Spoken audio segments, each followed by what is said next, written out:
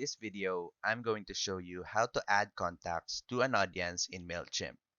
So first up, let's head on to Audience and All Contacts.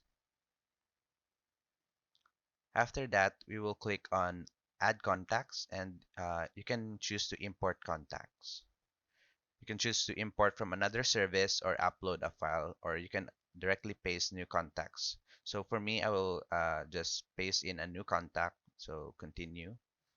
So for example, you will type your email address, first name, last name, and address. So for me, for example, angela@gmail.com. The first name is Angela and last name is Aquino. And the address you can put in 456 Oak Avenue. And then click on Continue to Organize. And then you can choose a status for your contact. So I'll put in subscribe and click Continue to Tag.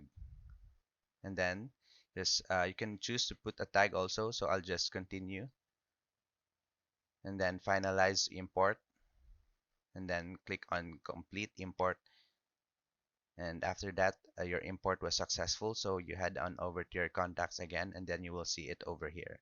And that's about it. That's how to add contacts to an audience in Mailchimp.